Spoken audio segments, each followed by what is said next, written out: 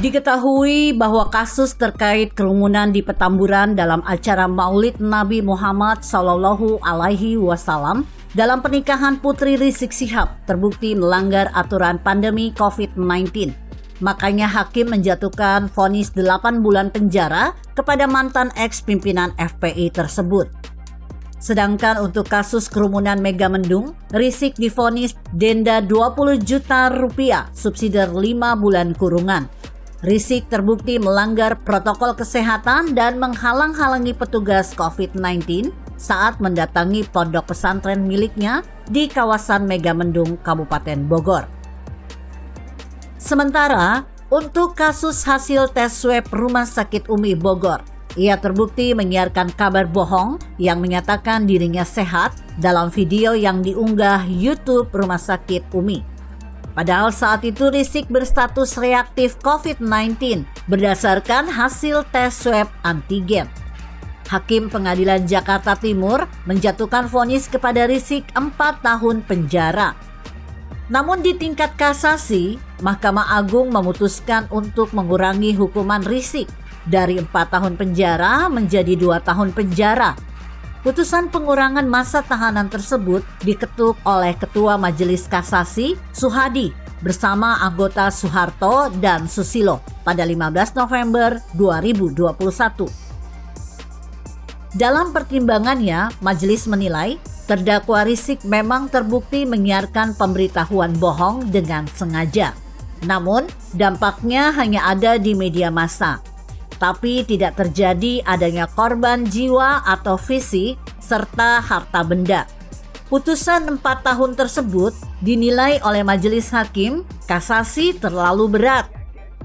Oleh karena itu, penjatuhan pidana oleh Judex Fakti kepada terdakwa selama 4 tahun dipandang terlalu berat, sehingga pidana yang dijatuhkan kepada mereka terdakwa layak atau dibenarkan untuk diperbaiki dengan menjatuhkan pidana yang lebih ringan. Demikian amar putusan itu disebutkan. Di sisi lain, pengacara eks-pimpinan FPI, Ikhwan Tuan Kota menyebut, kliennya akan mengajukan peninjauan kembali meski Mahkamah Agung sudah memotong masa tahanan selama 2 tahun dalam kasus penyebaran kabar bohong di tes swab Rumah Sakit Umi Bogor. Ikhwan mengklaim kliennya tak bersalah sama sekali terkait kasus tersebut.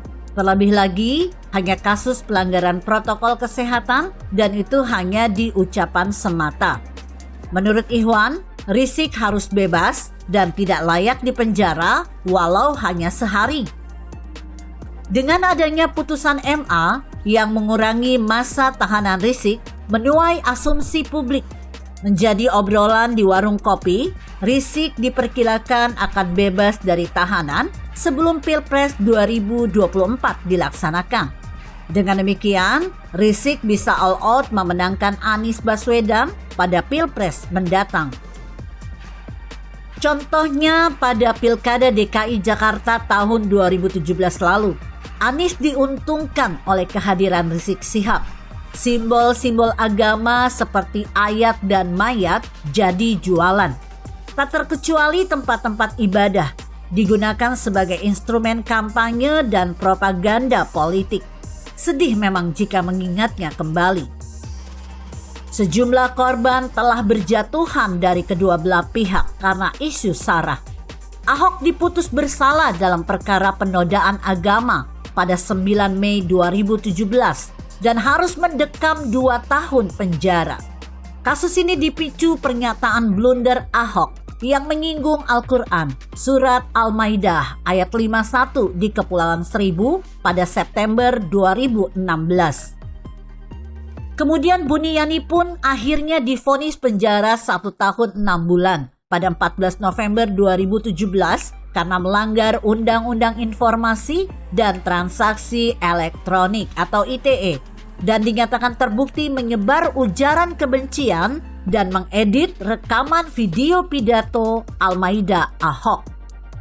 Rizik Syihab yang paling terdepan melawan Ahok dengan isu agama dan ras. Ia sampai kabur ke Arab Saudi sejak Mei 2017 berbekal visa umroh.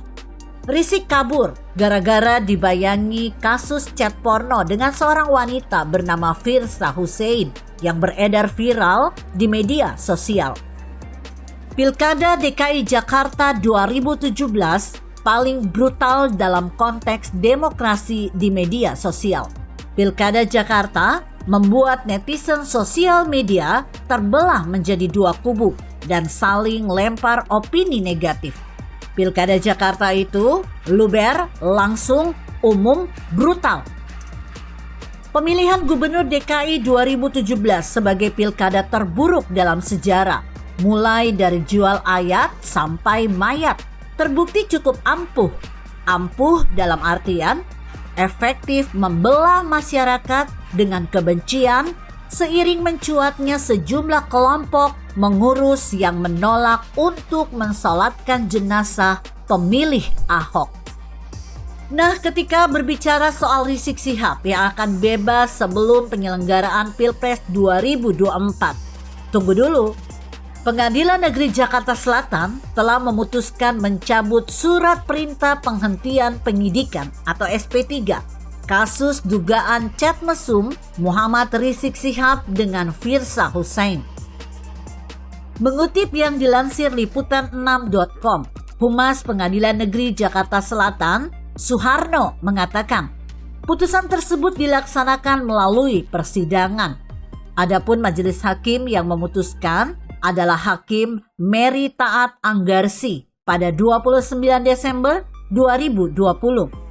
Suharno memastikan persidangan tersebut berjalan dengan pemohon atas nama Jeffrey Asar dengan termohon Kapolri, CQ Kapolda Metro Jaya, dan Direktur Reskrimsus Polda Metro Jaya.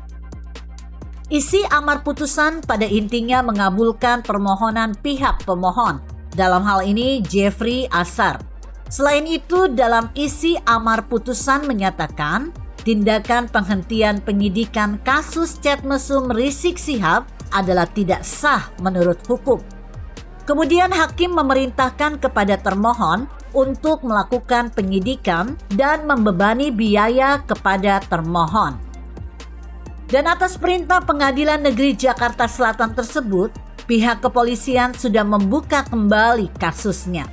Kapolda Metro Jaya Inspektur Jenderal Muhammad Fadil Imran memastikan kasus chat mesum dengan tersangka Rizik Syihab masih berlanjut. Namun Fadil Imran enggan menjelaskan lebih lanjut soal kasus chat mesum itu.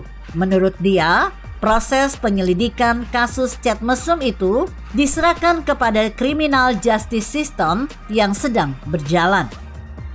Jadi kita jangan membangun opini di luar mekanisme itu. Biarkan nanti keadilan itu diperoleh secara maksimal melalui jalur itu.